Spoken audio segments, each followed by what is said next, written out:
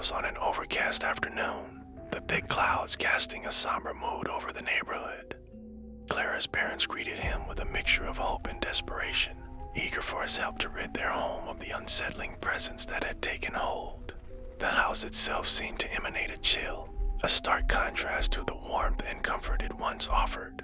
As Father Michael entered, he felt the weight of the task ahead. He began by lighting candles in each room, their warm glow a small defense against the encroaching darkness. With each step, he recited prayers, his voice a steady beacon of faith and resolve.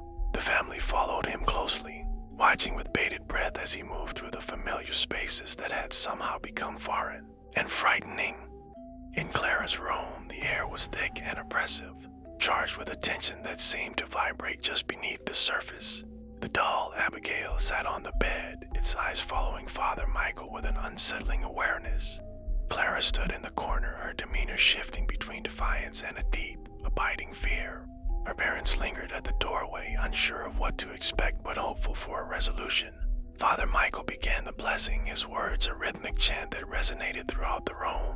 As the cadence of his voice filled the space, the atmosphere seemed to change, charged with an energy that pressed against the walls and reverberated through the floorboards. Clara's breathing became shallow and rapid, her eyes widening as she watched Father Michael intently as if caught in an invisible struggle. Suddenly, Clara let out a piercing cry, her voice a raw mix of pain and anger. Her hands flew to her head, fingers tangling in her hair as if trying to drown out the priest's words. Her parents rushed to her side, attempting to calm her with gentle reassurances, their own fear mirrored in their eyes. As Father Michael continued, Clara began to claw at her arms, her nails leaving jagged red marks on her skin. Her movements were frantic, driven by a force that seemed beyond her control. Her parents held her as best they could, whispering soothing words that were lost in the cacophony of her distress. The room seemed to pulse with a dark energy, shadows shifting and lengthening along the walls. Clara's screams rose in intensity, a harrowing sound that filled the room and echoed down the hallway. Her struggles became more intense, each movement driven by an unseen torment. Father Michael's voice remained steady, unyielding in the face of the chaos. He finished the blessing with a powerful invocation, his words rising above the din with an authority that seemed to fill every corner of the room. As the last word left his lips, a profound silence fell, the oppressive atmosphere lifting as if a weight had been removed. Clara slumped against her parents, her energy spent, her breath coming in ragged gasps.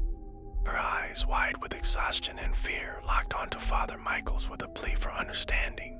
In a voice barely above a whisper, she said, "She won't let me go." The words were a haunting reminder of the struggle that lay beneath the surface. Father Michael placed a reassuring hand on her shoulder, offering a silent prayer for her strength and peace. The room, though calmer, still held a residual echo of the turmoil that had just occurred. Clara's parents held her tightly, their relief tempered by the knowledge that this was but a step in a longer journey. The blessing had driven away some of the darkness, but the family knew that the battle was far from over. The sinister presence that had taken root in their lives had left its mark, a lingering reminder of the unseen forces that could turn the ordinary into something terrifying. As Father Michael prepared to leave, he offered words of comfort and the promise of continued support, knowing that faith and resilience would be their greatest allies in the days to come.